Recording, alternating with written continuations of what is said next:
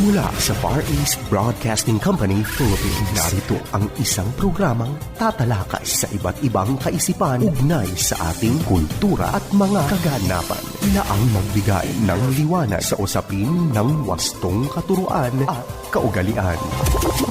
Kamalayan, kasama si Pastor Jebo Banzuelo.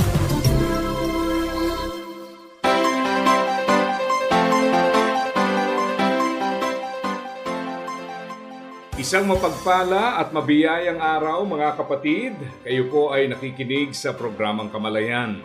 At ang atin hong programa ay napapakinggan sa radyo, yan po ay Luzon, Visayas at Mindanao.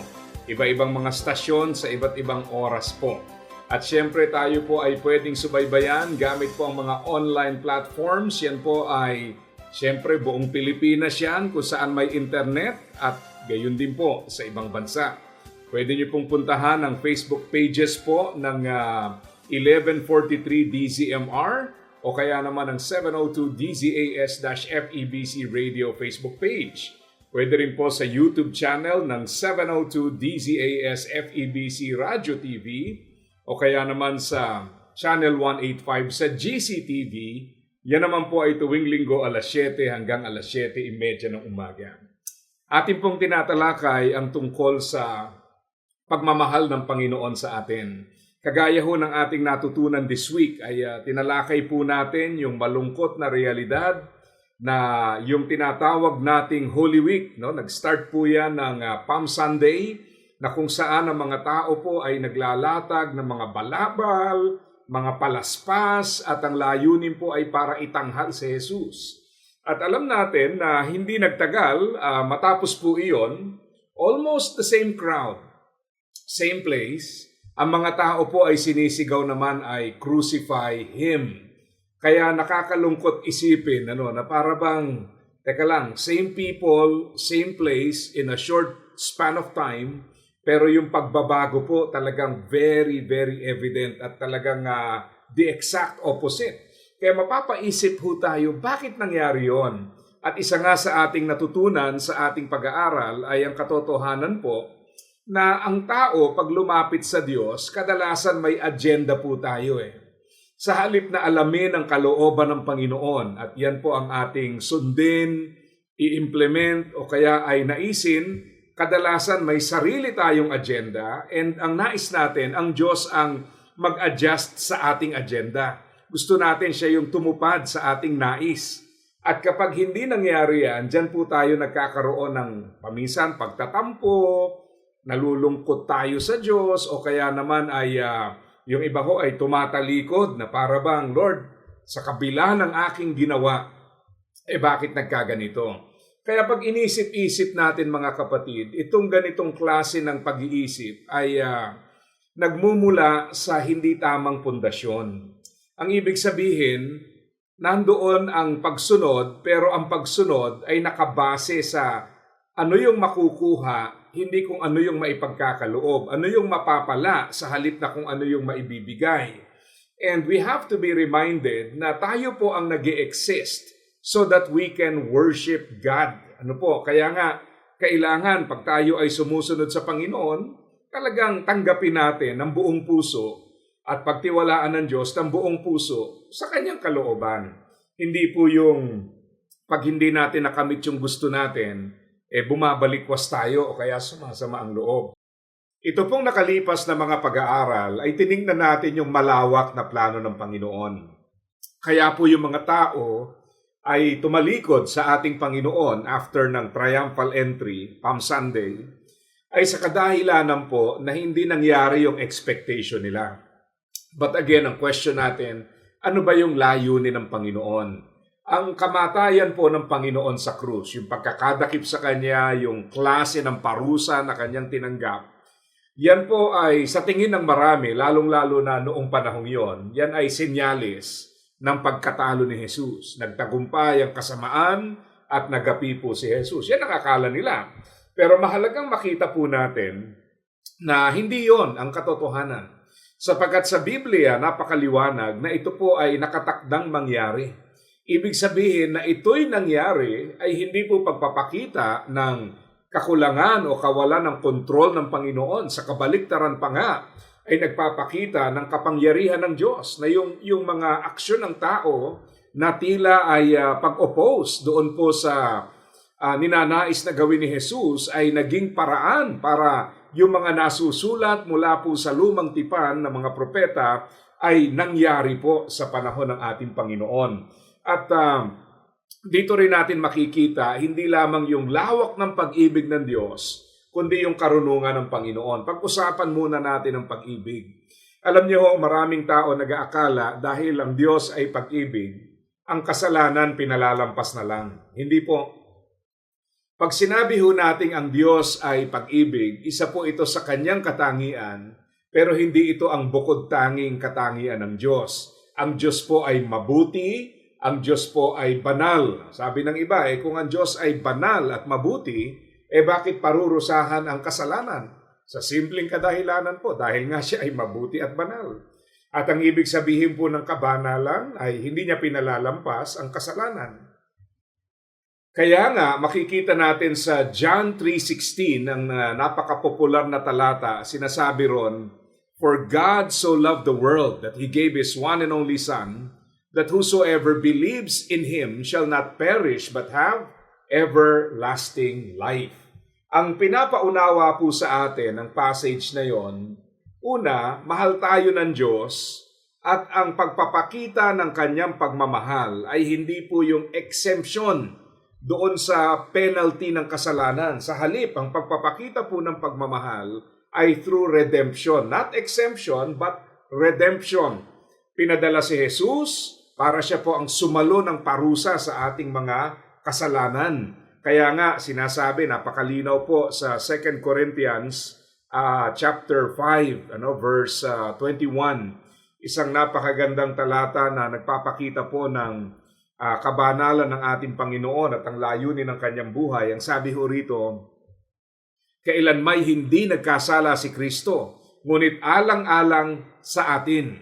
Itinuring siyang makasalanan upang sa pamamagitan niya ay maituring tayong matuwid ng Diyos." Tingnan niyo po yun, Talagang nandoon ang kanyang pagparito ay hindi lamang pagpapakita ng pag-ibig ng Diyos dahil "For God so loved the world that He gave," kundi pagpapakita rin ang hustisya ng Diyos that He gave His only begotten Son. Ang ibig sabihin po, siya ang kabayaran sa ating kasalanan. Siya na walang kasalanan ay naging alay para sa atin upang tayo naman po ay itinuring na matuwid sa harapan at paningin ng ating Panginoon. Napakaganda yun, Kaya mapapansin nyo dito sa 2 Corinthians, napakaganda ng katotohanan ito dahil hamon at paalala sa atin ito that as we remember the death and later on the resurrection of Jesus, ito po ay dahil sa hustisya ng Panginoon. Kaya po walang ibang pwedeng mag-alay ng ikapagpapatawad ng ating kasalanan na sasapat liban sa ating Panginoon. Alam nyo, all throughout the world ay marami pong mga iba-ibang mga relihiyon. At marami sa mga relihiyon na ito ay may mga claims po ang kanilang mga founders. Some would say na yung kanilang founder o pinaniniwalaan is the Savior. Ayan. Pero alam nyo, wala hong papasok doon sa kategorya ng tagapagligtas at qualified maliban sa ating Panginoon.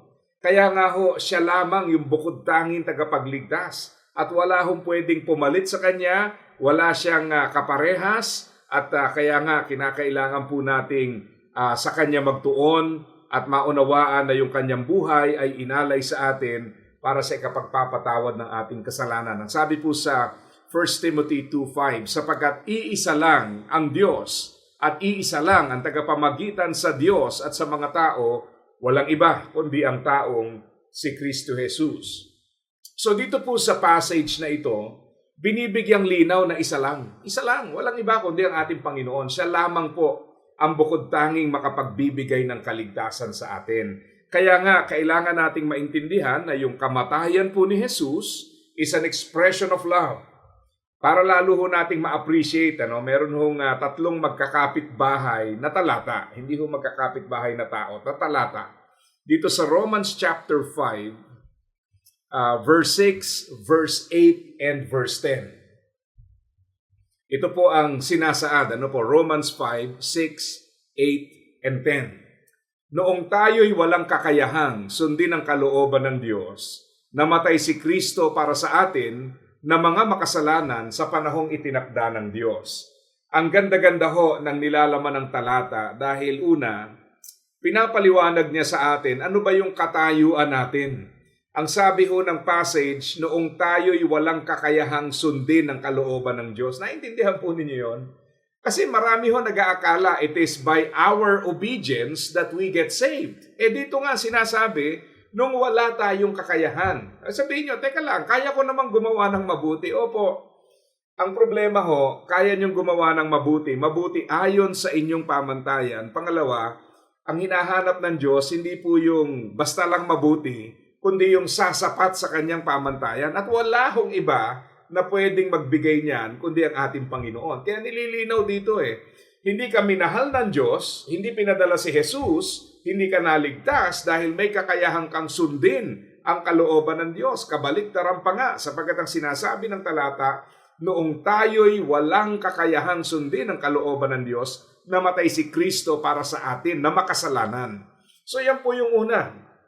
Tayo po ay walang kakayahan. Verse 8, ngunit pinakita ng Diyos sa atin ang kanyang pag-ibig sa ganitong paraan, kahit nung tayo'y makasalanan pa, namatay si Kristo para sa atin.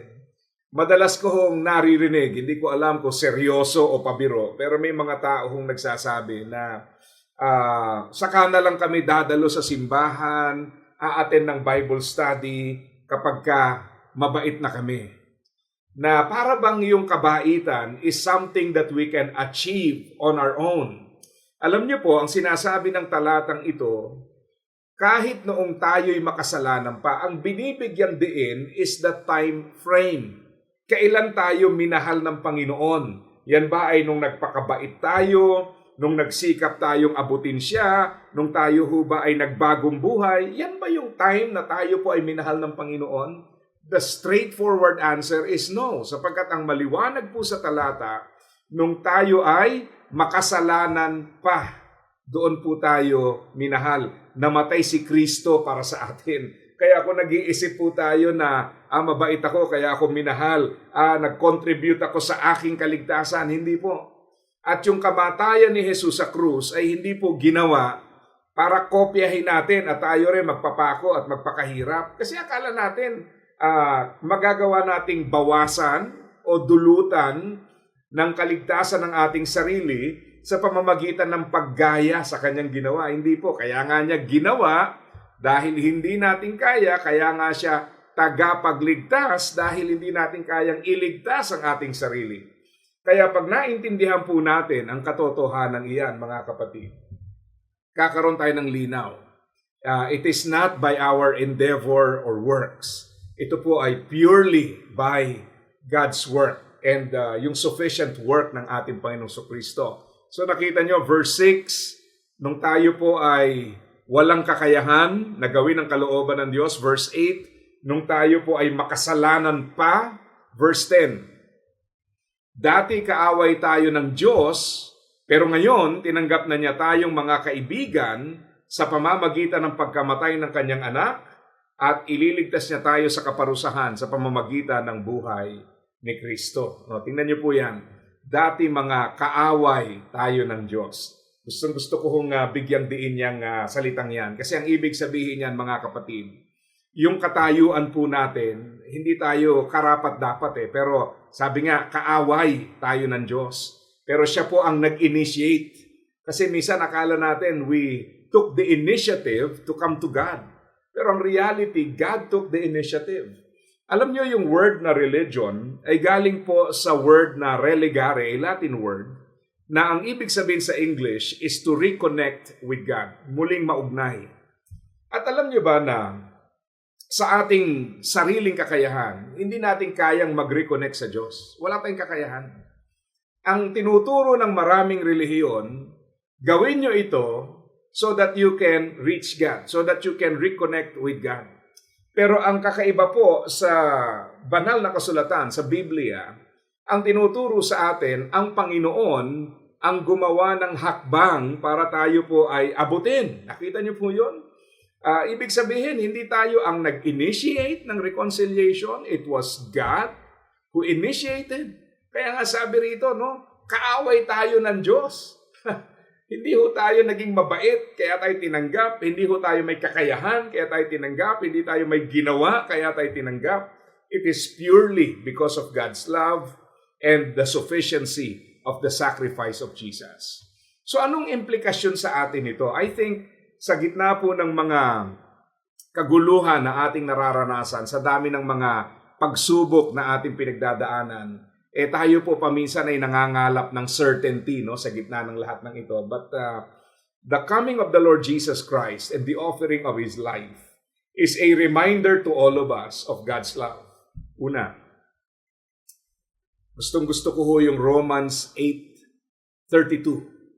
Sabi ho ron, since God did not keep His Son but gave Him up for us all, how will He not also along with Him give everything else? Kung hindi daw pinagkait ng Diyos ang Kanyang anak at binigay sa atin, ano pang bagay ang hindi niya kayang ipagkaloob? So, ibig sabihin, yung passage na yon talks about two important things that are beneficial to us. Ano po yon? Una, it talks about willingness. The second one is capacity. Willingness and capacity. Tandaan nyo, mahalaga yung dalawang yan. Kahit po willing na tulungan tayo, if the capacity o yung kakayahan is not there, wala tayong pakinabang. But if there is capacity but no willingness, wala rin tayong pakinabang.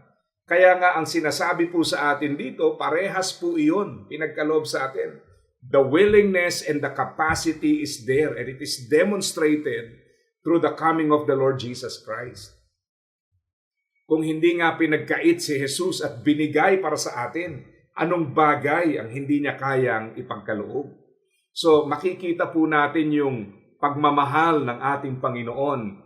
Kaya pagmamahal na maaasahan. Sabi nga nila sa gitna ho ng pabago-bagong sitwasyon, praise the Lord dahil ang Diyos hindi kayang baguhin ang sitwasyon. Ang Diyos po ay may kaparehas na kakayahan ever since. Ang pagmamahal niya ay nariyan at tayo po ay merong maaasahan sa ating Diyos. Pangalawang bagay po is the wisdom of God. You know, yung pangyayari po ng Holy Week, no, yung capture of Jesus, the torture, the crucifixion, the death, the resurrection of Jesus, you can also see the wisdom of God, the wisdom, yung karunungan. Hindi ba? His ways are higher than our ways. Naalala ko po yung reaksyon ng mga apostol after they found out that Jesus died.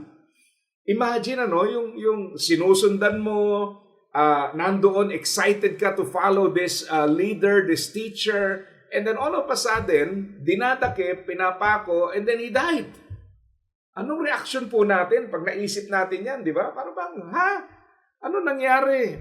Parang naiwan tayong nakabitin, po? Pero all the while, God was assuring them, mangyayari ang mga bagay na ito. Mangyayari ito.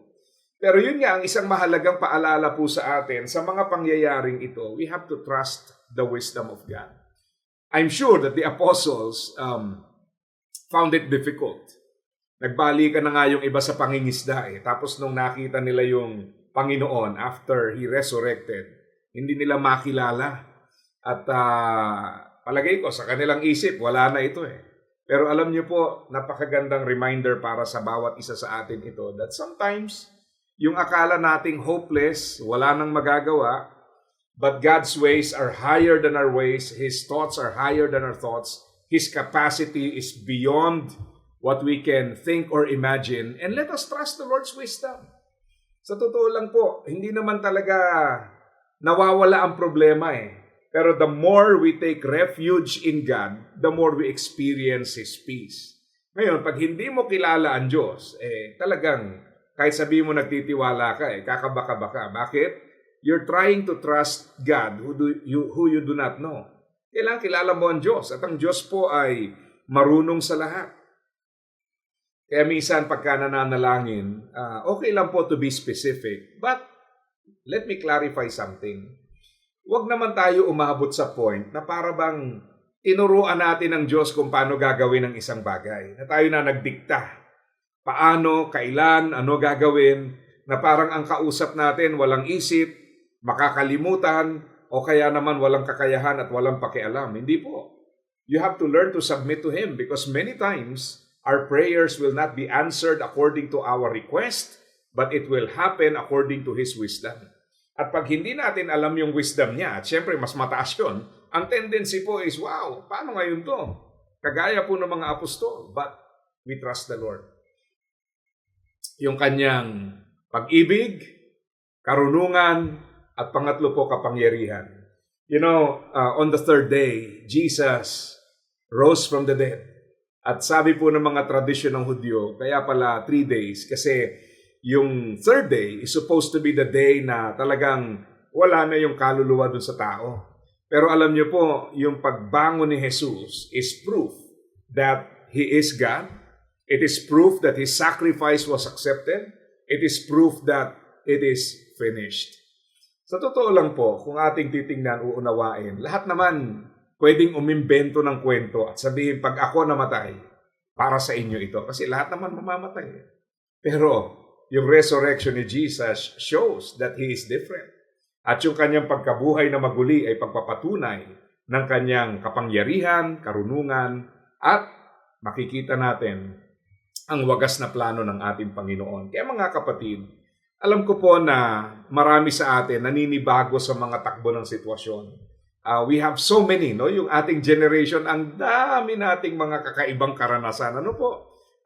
Pandemic, which happens every century, sabi nila, naranasan natin just a few years ago. Now, itong matinding economic crisis across almost every part of the world, we are now experiencing it. But take note, ang Diyos po natin ay maaasahan. The coming of the Lord Jesus Christ shows the love of God, the wisdom of God, and the power of God, among other things. Kaya naway magtiwala tayo sa Panginoon. Mga kapatid, ito po ang programang Kamalayan na napapakinggan sa FEBC Radio TV, napapanood sa Facebook Live at YouTube channel ng 702 DZAS FEBC Radio TV, gayon din sa Channel 185 sa GCTV. Ito po ang inyong lingkod, Pastor Jevo Bansuelo, pansamantalang nagpapaalam at nagpapaalala sa bawat isa na ang buhay na ginagamit ng husto at wasto ay walang pagsisisi pagdating sa dulo. God bless po sa inyo lahat. Iyong napakinggan ang Kamalayan. Para sa iyong mga tanong, komento at suhestyon, mangyaring bumisita sa ating Facebook fanpage, Kamalayan FEBC, o mag-email sa kamalayan@dzas.febc.ph.